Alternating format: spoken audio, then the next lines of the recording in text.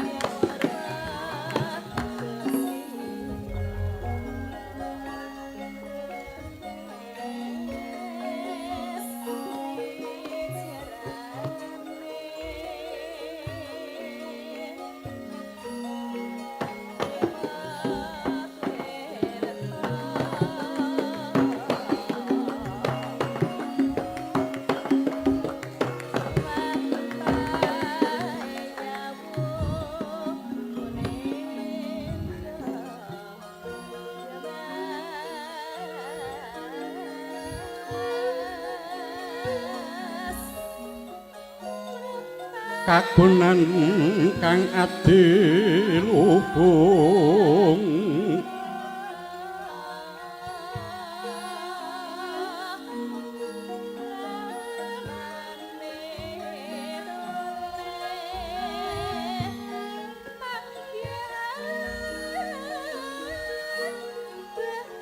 kumlaring ringgit purwa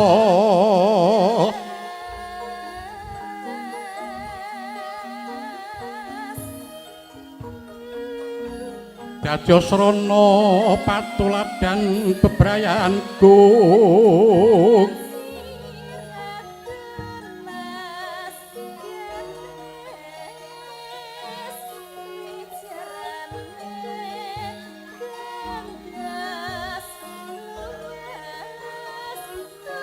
Sura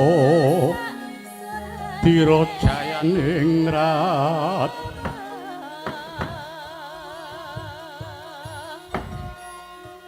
lebur dening pangestuti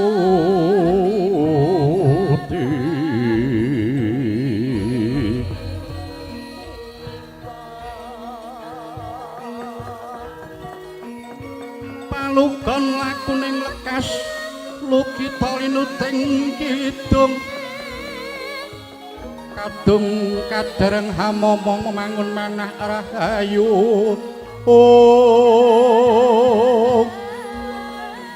Haywana tanah golong gumolong manadukara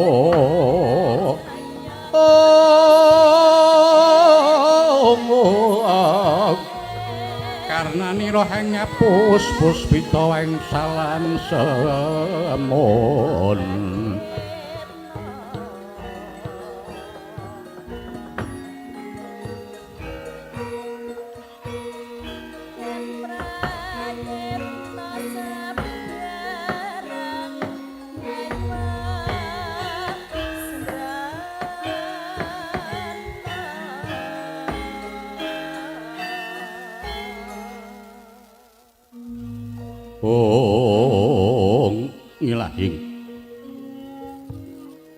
Ilahing awik nomastu purnama sidam awik nomastu silat mring juang jagat karna sirang pondo kawisisaning bisana sana sinawung langen wula paestu mastantun lampahing budha jinantur tutur katela tulat mrih labding paradya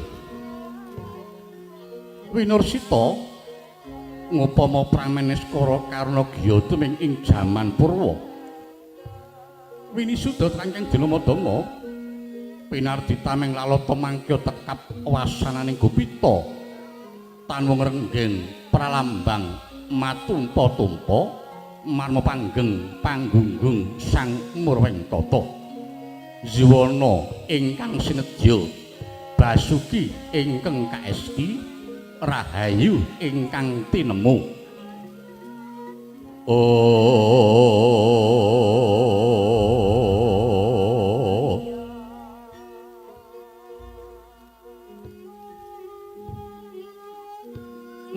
Sae carita Saratri sinartan sesanti luhuring kagunan hangesti kuncaraning bebrayan adi luhunging budaya kinarya hanyembuh darajating bangsa kina tekeng duksina wayang purwa sembada dadya tuladha hambangun jiwa utama mamardi raing tata krami pramila pantes lamun winastan kagunan suraos tontonan lan tuntunan yekti menika wonten parwa piranganing carita saking Serat Mahabharata hanenggih jagating wayang purwa ya ringgit purwa pramila sinebat wayang sasmita wajib sembayang labejroning wayang sinung piwulang luhur ingkang dayane maweh pepadang tumrap tiang gesang ing alam padang ugi sinebat ringgit krana dukunaning Sunan Giri ingkang nganggit awujud serat panggurit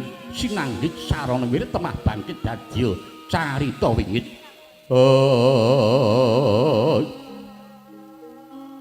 sinebat purwa miwitan sasmita purwaning dumadi lelakon ing Madyapada pramila wayang purwa dadya tuladha gesanging jana ingkang sedaya kawengku kapurba dening Gusti ingkang Maha Nasa watak asura kelawan watak sura dadya rengganing carita kadya saloka sura sudira jayaning Kang Nangrat suwuh brasta tekaping ulah Darmastuti perdine najan kasinungan kadigdayan kinayoman Durgakala nanging lamun todhek sura ngungasake kasektenira ing kono yekti bakal kagiles dening rodaning watak sura sayekti ala datan tumaming becik pramila dongeng kuna ngemu surasa yen linaras sangsa karaos mulat sarira hangrasa wani weruh ing diri rasa rumangsa ngrumangsani lir janma ngilokaca jarwa cinakup caing carita ala becik wis gumelar jroning pakeliran kelir gelar pindaning jagat gumelar gelar awana putih putih mengku surasa suci teksi jagat iku suci datan kalepetan ing dedusan anane dosa merga saka pukal gawene menungsa blencong pinaka pepadang pindhane oboring jagat surya candra daru nyang kartika gedhok keprak ibarat keteking jantung pradangga sinden gending tembang dadya gegambaraning urip bungah kelawan susah pada tetiga 6 9 lan menyura kinaro laksitaning jiwana purwa madya lan wasana anenggipun dita ingkang kaeku adidasa purwa eka marang sawiji ading luwih dasa 10 purwa marang wiwitan senajan kathah titaing dewa ingkang sinungging pratiwi kinasunganing agasa kinabet ing samudra racak sami anggana raras nanging datan kadya ingkang ginubit ing dalu samangke sayekti ingkang sinebat gumelaring pedukuhan pring ngapus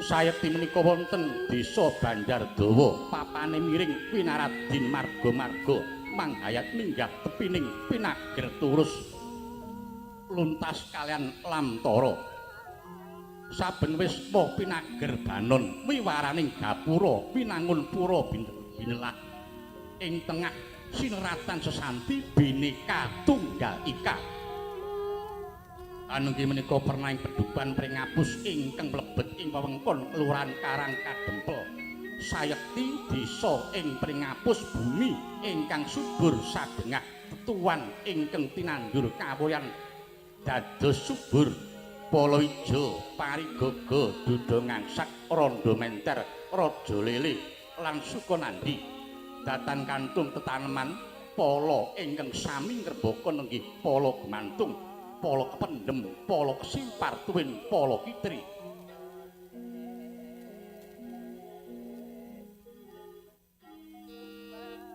lah sinten to ingkang ngrenggani wontening pedukuhan pring ngapus yekti menika ingkang dipun sepuhaken inggih nami Ki Lurah Bagong ya Pataka Baworsari ya Antol Gati ya Kacepot. Oh pramila wingastan Bagong ba tekse tiba gong tekse matuk lire Ki Lurah Bagong tiba nggon apa wae bisa nglarasake kahanan lan bisa matuk gathuk awor bocah ya bisa gojek cara bocah cilik awor wong tuwa uga bisa ngrembug ngelmu awor wong seni utamane awor wiyaga uga bisa ngrembug babakan karawitan. Nalika semanten wancita busana enjing Ki Lurah Bagong nedhengi lenggah ing pendhapi kedadak nampi rawuhipun ing Rama nenggih Ki Lurah Semar Badranaya miwah ingkang Raka Ki Lurah Nala Gareng Datan Kantun Ki Lurah Petruk Kantong Bolong.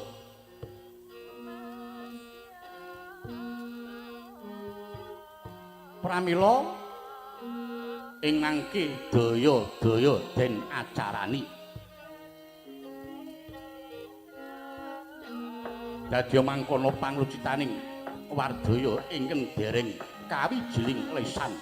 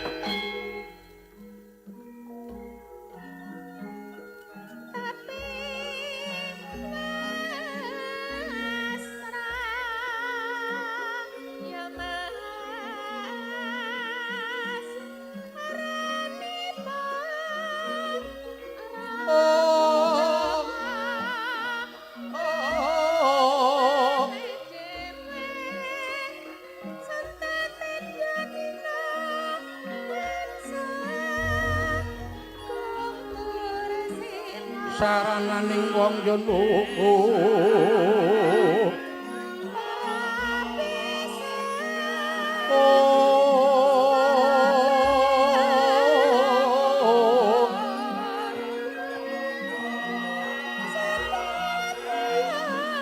petah lopo lawan guling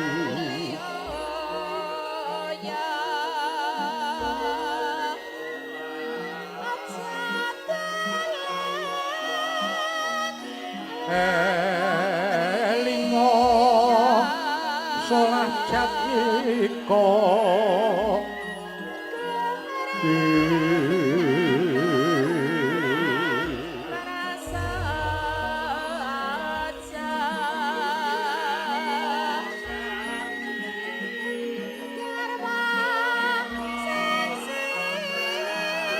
yen wacana kudu manis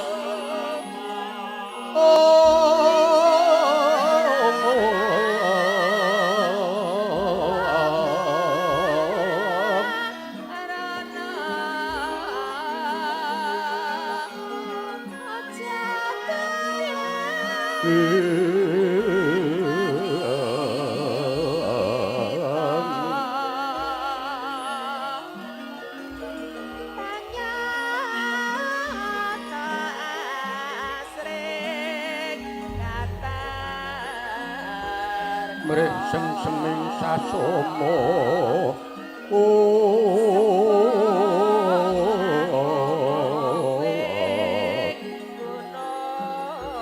samane manungsa sami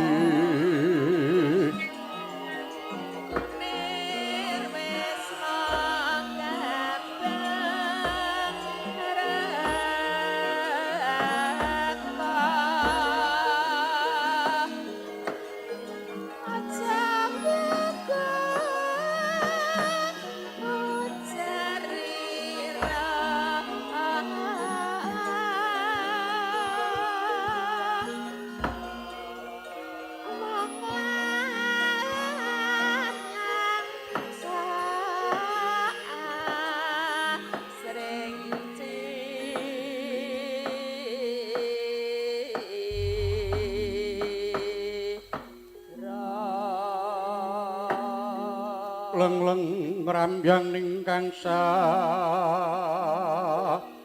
songko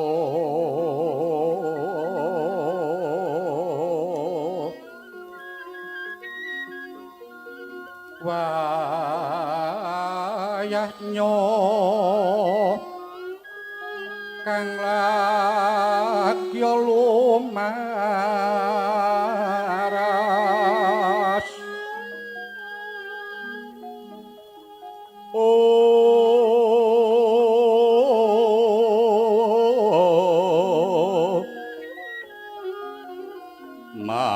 mareng gorming puri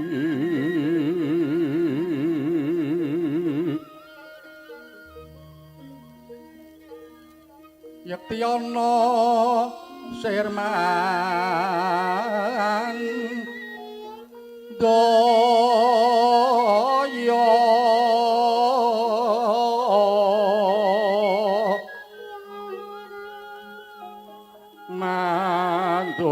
Mandoyo Sekaring bawana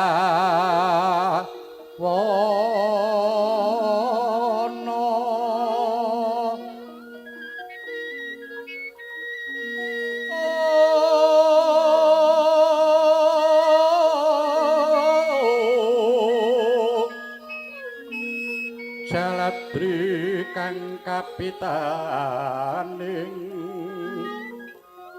Surya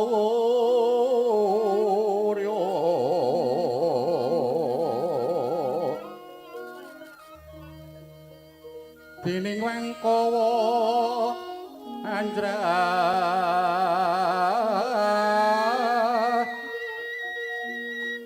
Sumembur saking sarira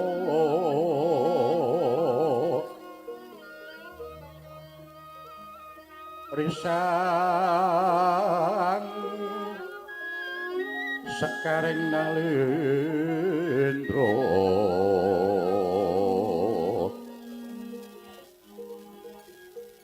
sumeng nala setya asmara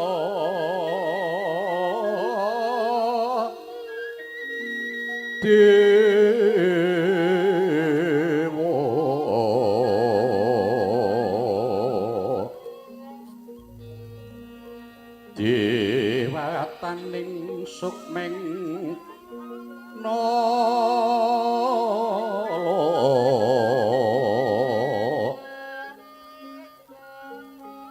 sarira kang madebya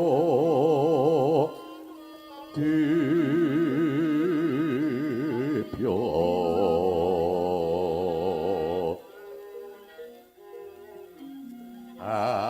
amuja harja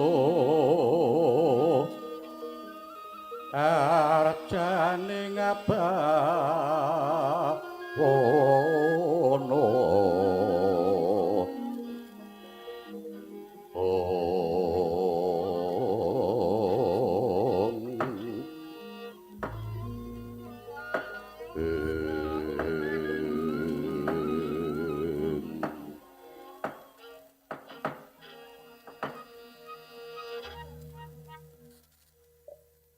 ngaturaken pangabekti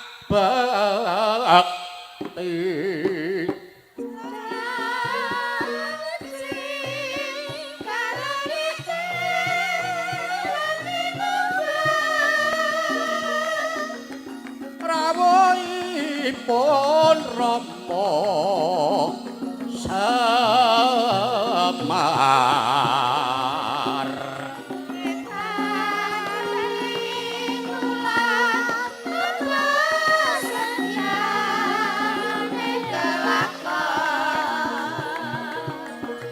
ugi katur kang mas gareng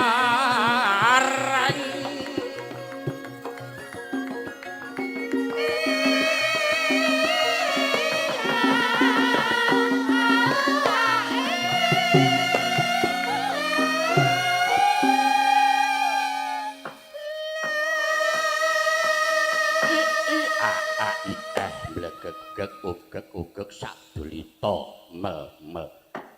Tule Bagong tak trima ya. Ya lagi iki jejer pisan kok. Lembagekke nganggo tembang.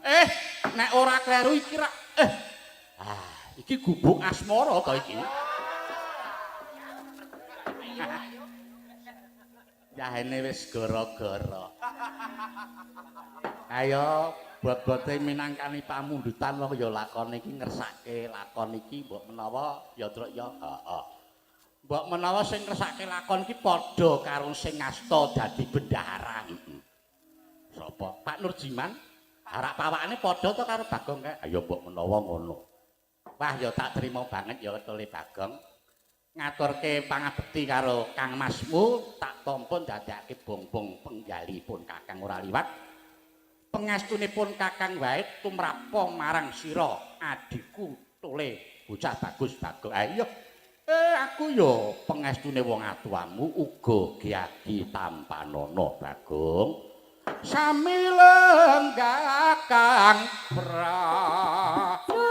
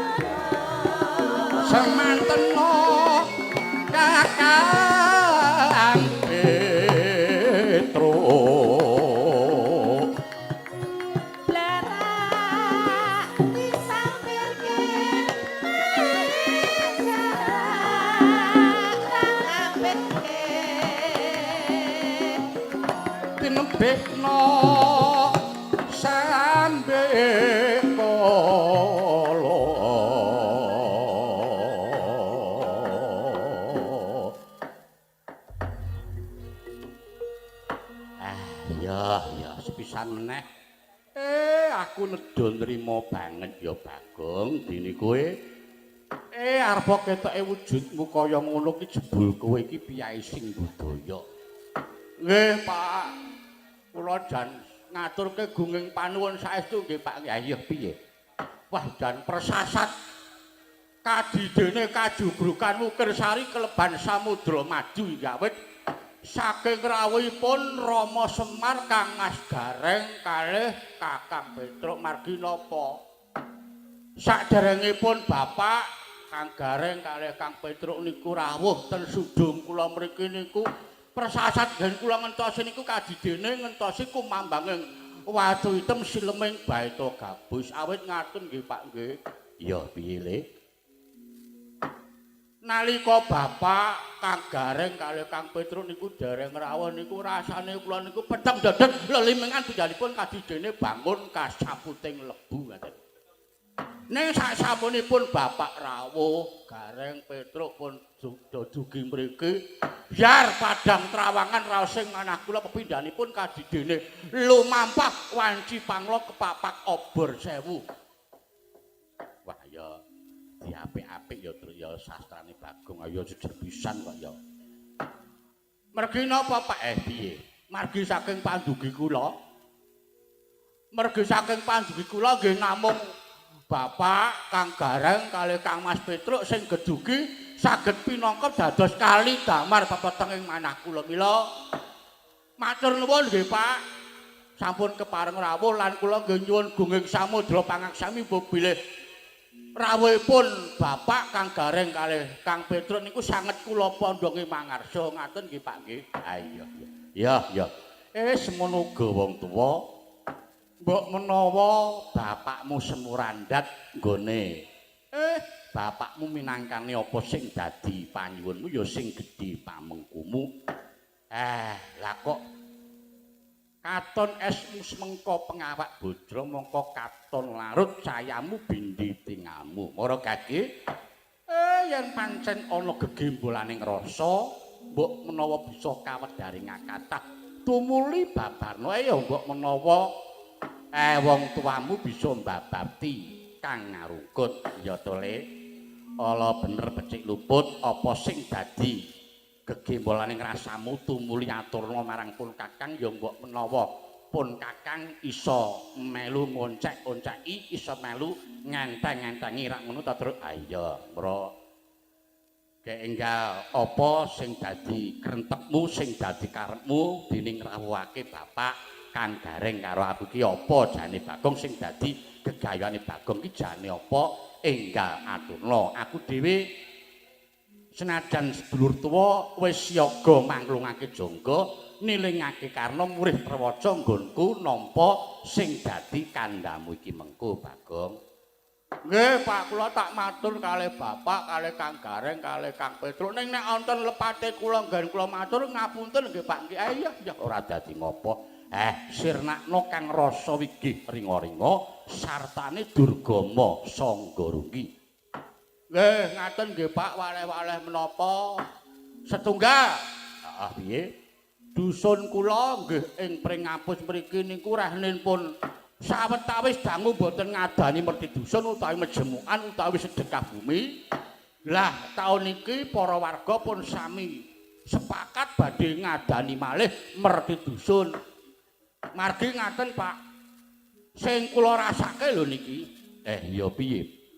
Dusun kula niki janjane bumi ingkang subur, bumi ingkang loh jinawi lan ya merga lemah ingkang subur niku temah dayani para kawula uripe sarwa kepenak adoh saka kasangsaran.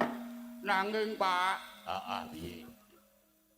Kenging napa kok sakniki malah tiba kosok balen? Kosok balen piye? Kosok balen. Desa Pringapus sing maune tentrem saiki malah dadi tintrim. Desa sing maune kondang sakniki malah kebak penandang mongko saperangan gedhe para warga niku uripe kanthi srana olah tetanen, nggarap bumi, garuluku, nandur pari, palawija lan sak panunggalane. Ingkang dayane mesti bisa murakapi kanggo bebrayan gung. Nanging kenging napa? Kok sakniki dusun Pringapus malah kebak ing reh prihatin lan penandang. Para among tani padha njerit reriyungan merga wis bola-bali saben-saben wancine panen mesti gagar wigar wurung kababar ngaten.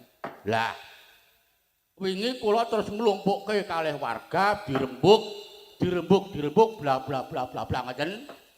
Piye? Terus do sepakat ajeng diadani malih merti dusun utawi sedekah bumi lah niku Pak niku. Manut pemanggih Bapak sakniki pripun kula nyadong dawuh Pak klebu Kang Gareng kalih Kang Petruk. Kuwi ya melu urun-urun rembug. Iya Tulik. Remeng remu sorot timbang pertangga padi.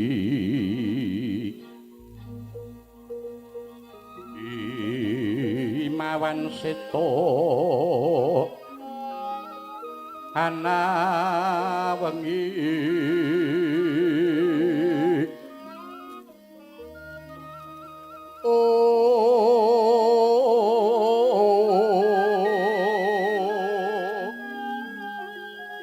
hangganing hadaka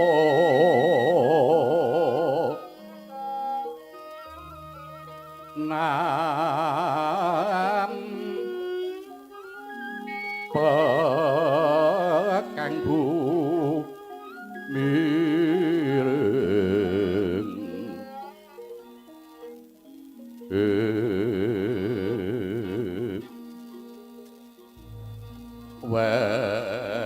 sreping sarira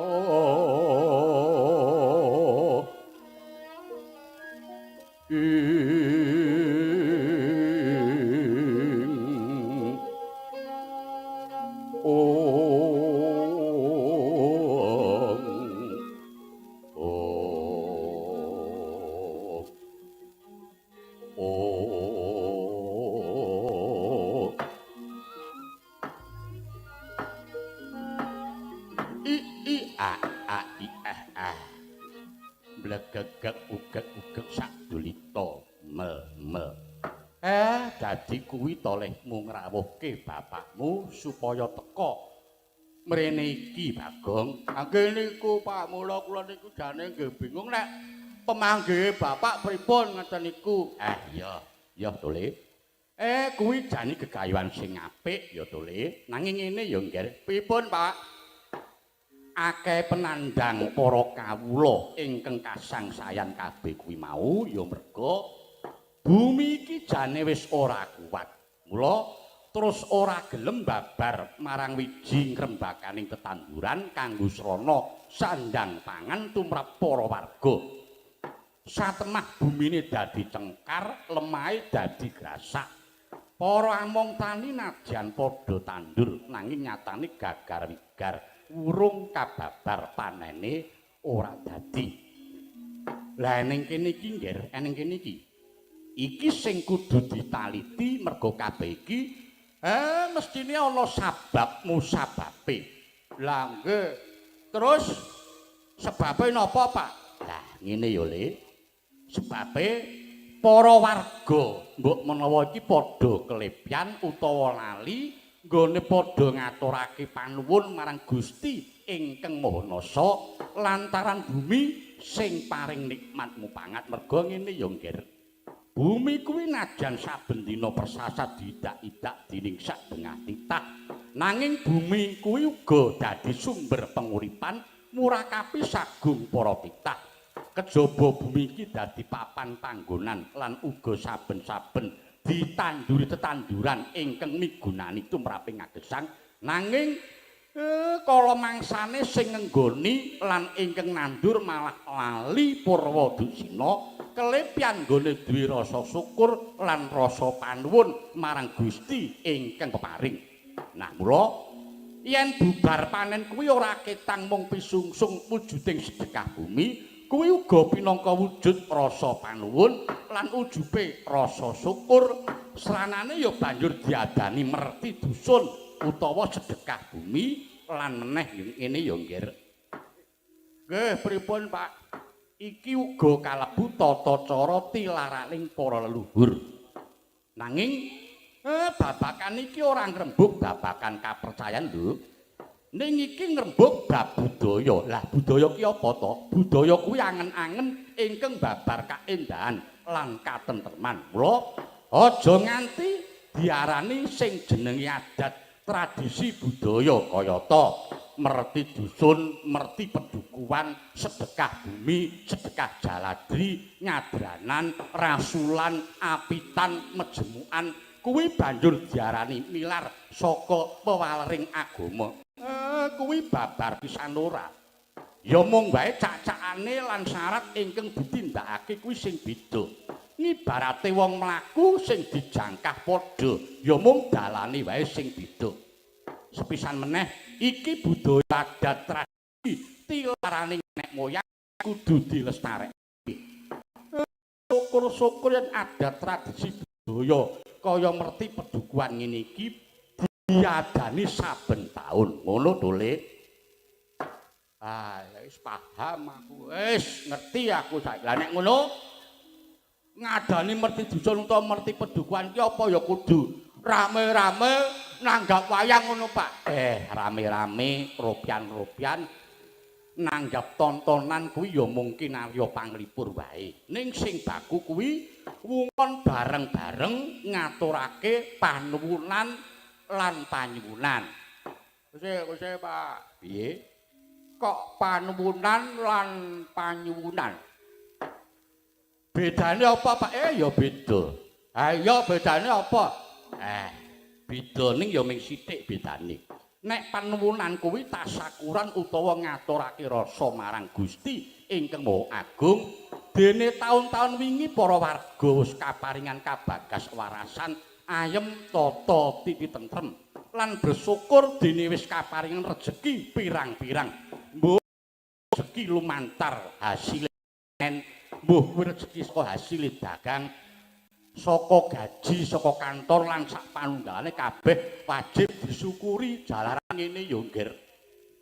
Wong kuwi nek diparingi kok terus ngaturke matur nuwun kuwi rasane njur cumeplong dadi ya daharan yo daharan sing halal tur yo mirasa dadi sandangan yo ageman sing resik tur pantes diagem dadi kabeh iki ben berkah ngono. Terus nek panyuwunan ki para warga bareng-bareng nyuwun ana ngersane Gusti ing Maha Agung supaya taun sing lumaku iki kabeh warga pinaringan kabagas warasan rancak lancar nggone padha makarya. Wulu wetu ya saya tuwuh matikel-tikel desane uga tansah pinaringan ayem tata titi tentrem gemah ripah loh jinawi ngono. Ning ya apik wae nek terus rame-range nanggap kesenian utawa terus wayangan ki ya kena-kena wae. Cocok Pak, cocok. Nek upama wayangan sesuk sing golek dalang aku ya Pak ya. Ayo nek kuwi mangsa bareng. Wis matur nuwun Pak. Wis paham aku saiki nek ngono. Sesuk tetep diadani merdusun tetep wayangan. Warga sesuk takon urun, takon iuran kabeh. Nah, bendarane sesuk aku. Tak meng terus arep ngamrilan dadi bendara ya. Ayo wangune nek Bagong iki pancen ya pawakane ya ngono kuwi pancen ya wangune dadi bendara. Terus Pak, sing angka 2 kejaba kuwi mau sing tak andharake saiki aku genti takon gajeke kuwi mau duwe gegayoan sing angka 2 apa? Ngene Pak sing angka 2 kejaba pengen ngadani merdusun ning aku sing dituwake ning desa iki malah sisan gawe Bagong kepengin bangun desa. Bagong kepengin bangun desa. Kepengin bangun pembangunan kaya ta papan panembah, papan pawiyatan, papan kesarasan, papan olahraga, papan olah budaya. Ning Bagong ya kepengin bangun mental tegese Bagong kepengin dandan-dandan kahananing jagat kepengin malya jagat kepengin nyelametake budayaning watak nista hambeg candala. Niku nek perlu. Aku ya arep ngrawuhke nek perlu arep ngrawuhke para penggede, para pangarsa kaya ta. Sinuwun Puntadewa, sinuwun Kresna, para Pandhawa, para Nayaka, para wakil rakyat. Wila gosik Gong gosik. Piye Kang Petruk? Kok terus gedhuren sing dadi pengangkahmu Gong? Kok terus arep ngrawuhke para pangarsa ki pamrihmu apa? Pamrihe para pangarsa ki ya ben cerak karo para kawula merga pemimpin sing apik ki ya pemimpin sing gelem turba utawa turun ke bawah ngono. Tur iki ya pinangka tandha manunggaling kawula kelawan Gusti. Para pangembating praja ya tansah migadekke kawulane tegese sing nang dhuwur ya ngerti sing nang ngisor ya padha mestuti dawuhe ngono. Dadi sing nang dhuwur karo sing nang ngisor nek padha rasane ora kepenak to, Truk. Ha iya. Lan sing penting iki sing do duwe panguwasa ku ya aja terus sewenang-wenang merga panguwasa kuwi aja dienggo nguasani ning panguwasa kuwi dienggo ngayomi. Wis to. Yen antaraning pangarsa lan kawula kuwi padha manunggal sayek saeka praya negara bakal dadi kuat lan sentosa ngono. Be ayo apik ngono kok ya, Gong. Lah ning mung Bagong mung sak derajatmu kok arep ngelingke para pangarsa iki apa ora tembunge nyangklak lancang ngono kae, Gong. Lah terus karepmu wong cilik terus arep dibungkem ora oleh nyuwara ngono. Wis ben, pokoke niatku pancen sisan arep ngelingke kok. Ngelingke piye? Lah saiki piye to? Keteke mono iki negara sing agung dasare ayom tur ya ayem. Ning nek diglejah diteliti jebul negara iki saiki sorot ngenguwunge wis ketok layu. Sebab apa? Sebab anane sing ning dhuwur mung padha rame-rame, sing ning tengah mung padha regejekan golek beneri dhewe, sing ning ngisor mung ngenteni besok kapan padange. Mongko wong ngisor, wong cilik ki wis padha bosen saben-saben mung disuguhi wong padu, saben-saben do debat munine. Bela wong cilik ning nyatane ndi? Nyatane sing ning ngisor ya ajeg padha megap-megap. Nganti aku dhewe gumun tenan kok. Nganti jagat iki prasasat melu nangis merga ya saka pakartine menungsa sing padha lali Purwa Dursina. Ha piye to tak rasa-rasa saiki kasusilan ya wis ames, rasa kabangsan ya wis tipis, rasa katresnan marang sapadha-padha ya wis kinikis, rasa kawicaksanan ya wis kalis, malah akeh para narapraja ngumbar janji nanging mung lamis. Apa maneh bab pernatan negara iki saiki ya wis remuk-rempu luwih-luwih babagan hukum pernatane hukum ya wis ora jejeg meneh ucape para pengarep ora kena digugu karepe mung do nuruti nepsu mula ora wigih-wigih ora ragu-ragu ora mangu-mangu nginger pernatan sing baku nerak hukum singlar saka kautamaning laku pamrih supaya padha urip mubram-bru mula padha kendel nyolong banane negara dianggep ora saru yen dielingke malah mung do ngejak padu tutuke pecucak-pecucu mangan duwite wetenge nganti mletu bareng konangan kudune dihukum 15 tahun ning lagi nglakoni 2 minggu wis metu mergo tutuke jaksa negara gelem ditutup nganggo duit miliaran. Edan iki Bagong iki. Kaya mbok menawa golek pasaran. Oh ya ning kene wis ping 4 dilalah wingi barengan keselan. Ayo mbok menawa terus diapik-apik. Kowe do ngopo? Aku ki nek wis muni sak Bagong wis ora mikir opah, mbok aku nang kene ora oleh turane lek Bagong mampu kok ngene iki. Ha iya. Ngono kuwi. Iya, lho iki mula wis lumrah yen saiki ngendi-ngendi kuwi piye? Saiki lumrah nek ngendi-ngendi terus akeh unjuk rasa. Mula apa ya salah nek aku najan wong cilik kepengin ngelingake. Nyatane saiki ya akeh to para nayakaning praja sing mung do mikirke kebutuhane pribadi banjur lirwa ing sesanggeman. Ora gatekke wong cilik ning sing dipikir mung kendile dhewe. Ha nyatane saiki piye? Gajine wae saiki padha gedhe-gedhe. Mongko wong cilik saiki melet-melet wis dipikir to. Gek mongko saiki dolar saiki wis tekan 18.000 ora ta ya. Monggo kuwi dienggo tanda-tanda nek kangono terus regan ki saya larang. Bensin saya mundhak. Sembako saya mundhak. Sing ora mundhake ming amplope Wiagara Sinden.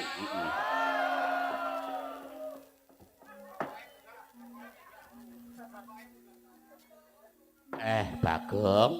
Pripun, Pak? Ya apik wae ngelingke sing padha kleru nanging bab gegayuhanmu nggonmu kepengin bangun desa kuwi mesine jer basuki mawa biya.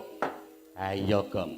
Duwe gegayuhan ki mbok ya sing sak mesine wae. Kowe iki duwe pengangkat ning ora ngukur karo kekuatanmu. Ibarate kowe iki cecak ngunta cakak, uta ngitung lintang, cepak wurunge, tangeh kelakone. Njur ragate saka ngendi? Lah kowe do takon ngene iki do ngapa, he? Wo, ayo jebul mung arep jagak awake dhewe kok, Rek.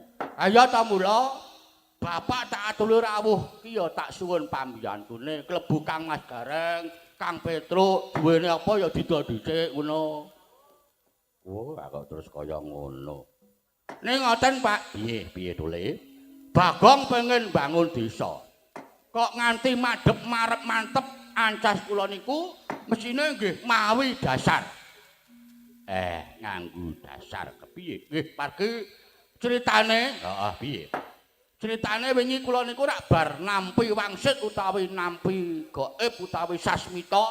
Dene sasmita ingkang kula tampi saged kasembadan gegayan kula ning wonten syarat lan sranane. Lah ana syarat lan sranane banjur apa sing dadi bebanane nggih? Sranane nggih niku kula kedah nggadahi wujude pelem pertangga jiwa kalih jambu dipa nirmala. Lah mongko pelem kalih jambu niku mapane ten kayangan lan sing kagungan kejawi namung Bukulun Bathara Guru utawi Sang Hyang Jagat Girinata. Lah ranen Bapak Semar ki tunggale utawa dulure Bathara Guru, Bapak tak suwun supaya nembungke Bukulun Bathara Guru kersane maringke pelem pertangga jiwa kalih jambu dipa nirmala. Ngaten nggih, Pak? Ya Dule. Rahnin Bagong ki gegayuhane kuwi luhur, gegayuhan sing becik, gegayuhan sing utama lan mesine ya murakabi kanggo bebrayan gung. Nek kowe banjur mudah karo bapakmu. Dasare aku ya wong tuwa ingkang tinuwa-tuwa lan tinuwi-tuwi. Wong tuwa kuwi kena kanggo gondhelan. Aja nganti ngrucut saka tembung tutur, uwur lan sembur mula senajan kucem-kucem diraupi, mrica kecut sak uni-unine lan ana tetembungan anak polah bapa kepradak. Ngono. Rene gegawane anak kuwi becik, wong tuwa wis sak mesine kudu pradah, wajib nyembadani, nyengkuyung lan mengestoni. Iya, ya boleh. Tak saguhi iki mengko Bathara Guru tak undangi supaya tekan kene. Tenan? Wong tuwa kok goroh. Wong tuwa ki nek wis muni saguh, ya sagune ya ngene. Aku ya mungkin arya lantaran wae mengko nek guru wis tekan kene kowe matura dhewe karo Bathara Guru ya Le. Nggih, siap Pak, matur nuwun nggih Pak ya. Nek ngono aku tak matek aji pameling guru tak undangi mrene. Wis ngalila wantah Sang Badranaya Hang rajut aji mancala.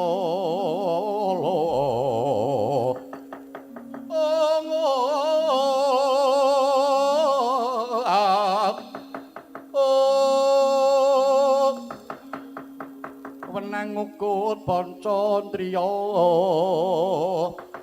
sayekti dewa utama pamong ingkang para suci babu lelo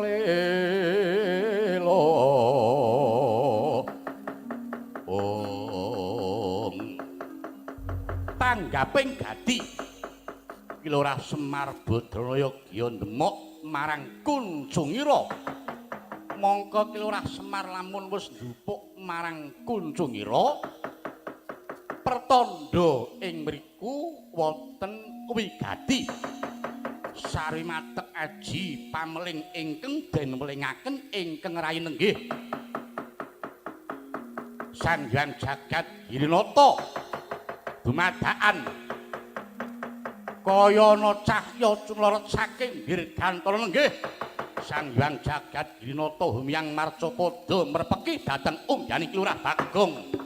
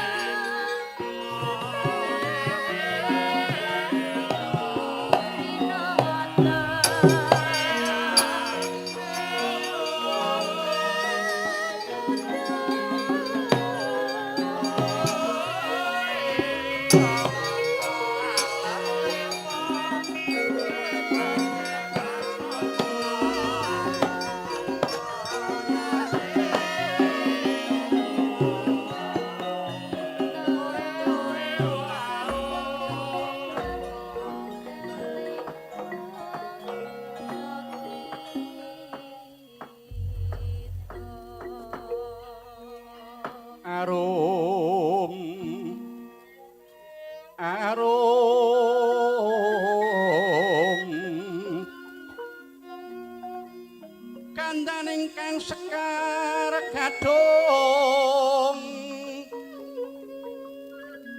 rerengganing taman sari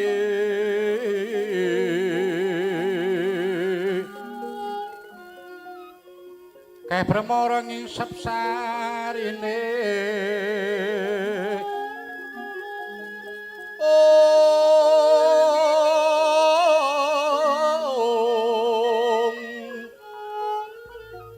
mrengeng pindha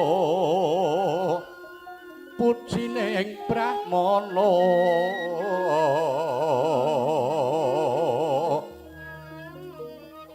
sesanti jaya wijayanti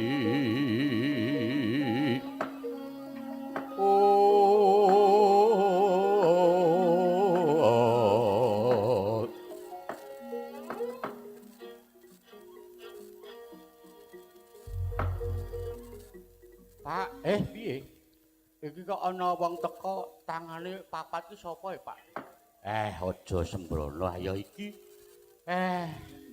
Bathara Guru jare kon ngrawuhke. Weh lah. Iki Bathara Guru, Pak. Iya kuwi Bathara Guru.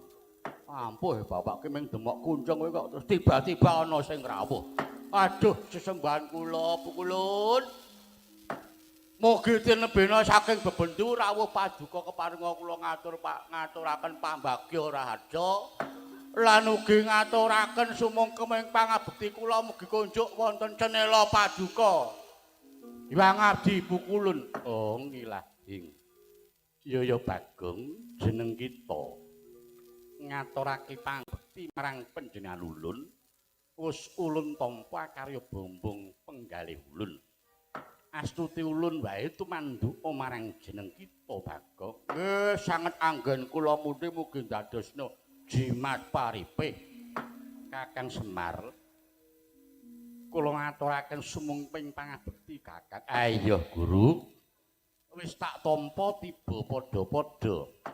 Bukulun najan ing abdipun nala wigareng rawuh paduka pareng kula ngaturaken sumungkeming pangabekti gunjuk wonten sanapadanipun Hyang Adi Pukulun kula non inggih ya nala gareng wis ulun tampa puja brata ulun wae tumandu marang jeneng kita kula non kapundi wonten staka dadosna jimat paripe najan kula inggih ngaturaken sumungkeming pangabekti nggih Pukulun ya Petruk wis ulun tampa pangestu ulun wae tampanana nggih Guru walaning panampi kula sanget anggen kula mundi. Kakang Ismaya, apa Guru nimbali kula lajeng wonten wigatos menapa? Guru, aku ki ya ming sak derma dipotah karo anakku Bagong merga Bagong iki duwe gegayuhan nanging ana gandeng cenenge karo Bathara Guru. Mula iki mau aku banjur matek pameling ben kowe terus mudhun ning Mercapada tedhak ning omahe Bagong. Lah mula Bagong mengko ben matur dhewe karo Bathara Guru. Inggih Kakang Bagong. Apa ingkang dadi gegayan kita? Nggih, kula tak matur nek ontel lepat nyuwun ngapunten nggih Pukulun. Iya, mbuya dadi penapi. Pukulun kula niki jane gadah gegayuhan kepengin bangun desa nanging kedah disranani mawi pelem pertangga jiwa kalian jambu dipanirmala. Mongko pelem kalian jambu niki mapane ten kayangan lan sing kagungan inggih namung paduka Pukulun pramila ulun saestu mawantu-wantu dados panyuwun kula keparenga kula badhe nyuwun pelem kalian jambu. Menika mboten ketang namung pelem ingkang pentil, ngoten. Ora saru lho, Gong. Saru piye to? Lah pelem ki nek isih cilik jenenge apa? Rak ya pentil to. Oh iya ya, bener. Ya Guru, aku melu nguwatke apa sing dadi ature Bagong. Rehnin Bagong kepengin bangun desa, kuwi gegayuhan sing utama. Mbok ya tulung dibantu. Wong ya pelem pertangga jiwa lan jambu dipanirmala ning kayangan kuwi wae akeh. Nek mung kelong siji rak ya ora dadi ngopo to. Ora ngurangi kawibawanmu. Nek perlu kowe njaluk syarat apa Semar saguh minangkani. Kakang Semar, piye Guru?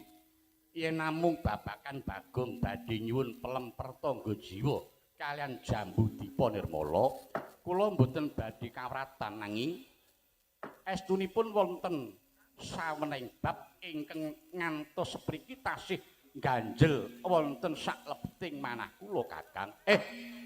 Lah sing dadi ganjelane atimu ki apa? Mbok menawa aku bisa melu ngewangi ngudari sing dadi reruwetmu. Kakang, kula menika dados ratuning dewa ing kayangan. Ayo piye? Sampun sakmestinipun menawi sedaya titah nyembah dhateng kalenggan kula pinangka dados ratuning dewa. Lah ya bener kuwi bener. Kabeh titah pancen kudu nyembah marang dewa. Lah terus inggih nanging tasih wonten titah ingkang boten purun nyembah dhateng kalenggan kula pinangka dados ratuning dewa. Welah, sapa sing ora gelem nyembah karo Bathara Guru? Mengko tak paranane tak elingne supaya gelem nyembah marang kowe Bathara Guru.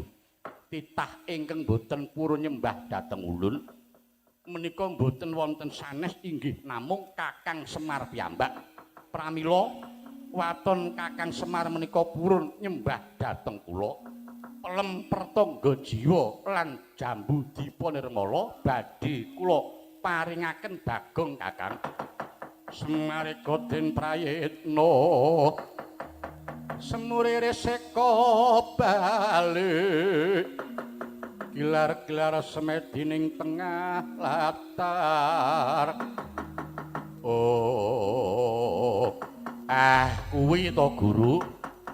Titah sing ora gelem nyembah karo Bathara Guru iki jebul sing tok karepake Semar to.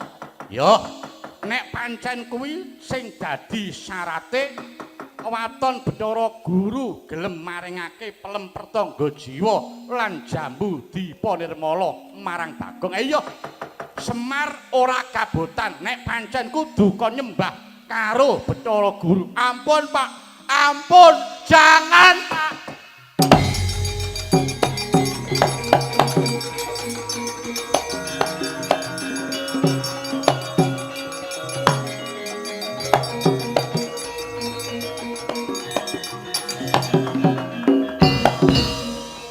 Kose Pak, nek iki kepeksa sing mangsuli kudu aku. Kowe arep ngopo Bagong? Gong ora macem-macem lho Gong. Gek malah wani ngadeg malang kadhak kaya mangkono. Wis ban. Bapak ki wong tuaku sing wis ngukur jiwa ragaku kok mung arep disepelekke. Anak ragil sing ora trima. Gong. Ora nekat lho Gong, eling lho Gong. Mengko nek kowe nganti kesiku, nek nganti kowe nganti kualat, kowe ngadepi ratuning dewa. Dewa apa? Dewa ki gedhe tur dawa ta? Arep dewa ki nek tumindake nasar ya tetep tak wanani kok. Ora bakal malati wis to. Bagong, teka jeneng kita malang kadhak marang panjenengan ulun. Yen ngono kita mboyan narimakake. Lah kena ora trima, apa jare? Lho, malah ora basa ora ngajeni marang panjenengan ulun. Basa apa? Ora perlu basa, ora perlu dadak ngajeni. Sampeyan kok sing wis bibiti gawe perkara. Nanging kita bakal nyuwun pelemper tangga jiwa lan bakal nyuwun jambu. Wis, kowe mengko dibamburi. Karone Bagong arep bangun desa kuwi dienggo kepentinganing warga. Bagong ning kene dituwake dadi Bagong lebih mementingkan kebutuhan warga daripada kepentingan pribadi. Mula nek ora oleh njaluk pelem tak bedol sakwite ning kuwi mengko dibamburi. Saiki ngurus babakan bapakku. Ya wong tuaku. Sampeyan kudune mikir, Semar ki sapa?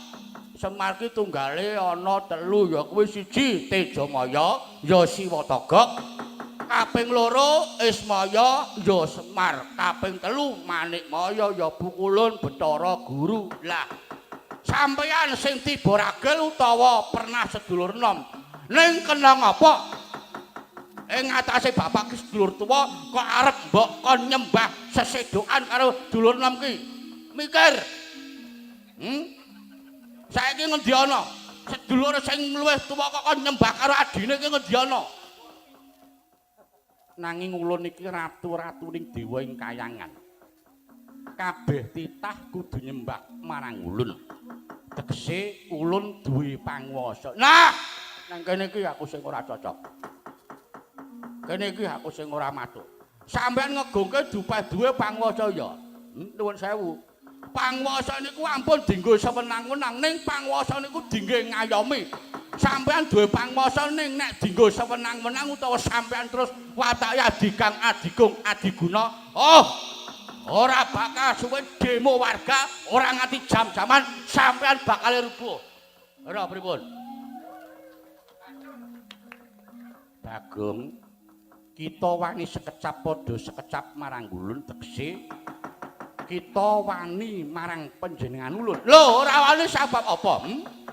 Dewa ora patut jajane kowe kok ora diwanani. Wani wae. Yen ngono, ayo saiki golek papan sing jembar. Ayo saiki metu jaba. Piye? Saiki ayo metu jaba. Metu jaba priye? Maneh metu jaba, ha?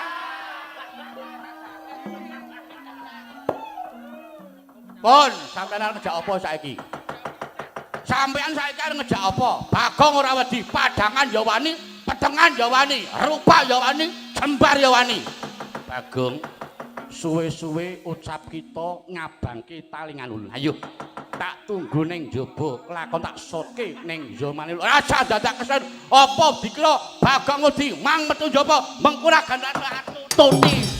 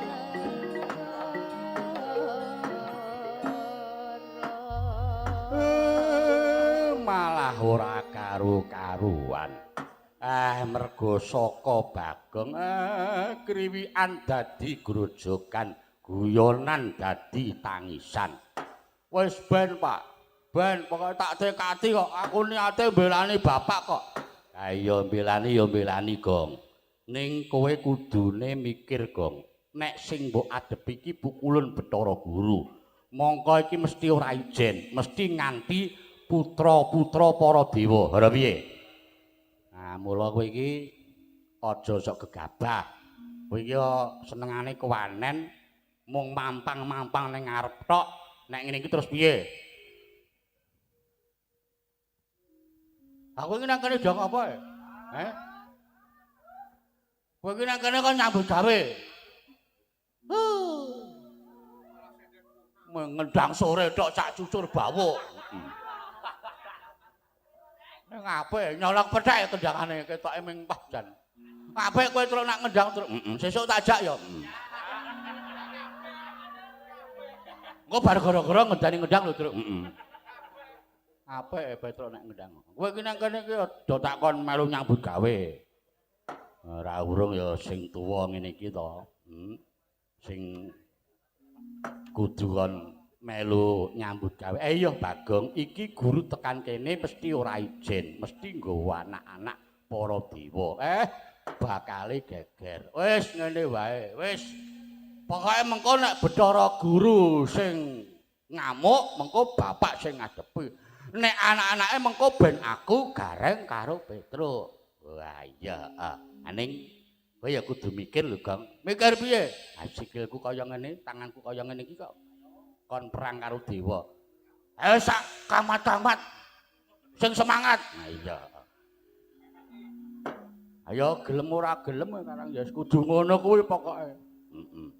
Mulane kowe do tak undang rene iki ben bantu karo aku, jare dulur ki saling bantu.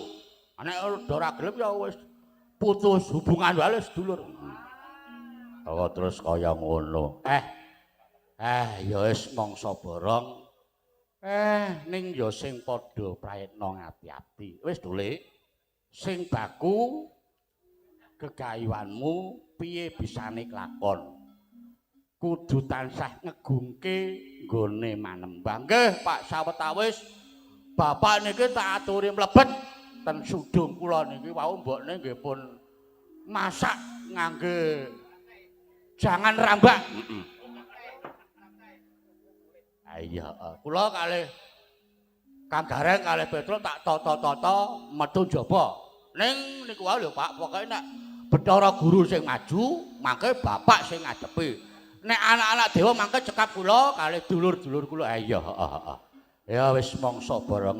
Lah niki nek cara ratu niki bapak ajeng kundung kedaton. Ajeng ngersake gendhing napa? Aku wong tuwa ki sing klasik-klasik wae. Larasane diwalik dadi lepok. Pelok kok lepok. Nyuwun diringi napa?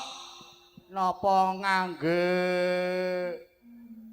napa niku ladrang gliyong ladrang gliyong ki dadak nganggo bedayan napa ngangge onang-onang onang-onang kok kundur ngedaton napa ngangge runtung wong tuwa ki ora seneng runtung-runtungan aku nyuwun dibukanono nganggo bunang. Ayo ben gegayuhane Bagong nggone mbangun desa kuwi bisa kasembadan. Ayo bareng-bareng nyuwun ana ngersane Gusti ingkang Maha Agung muga sesantine tansah manggih mulya.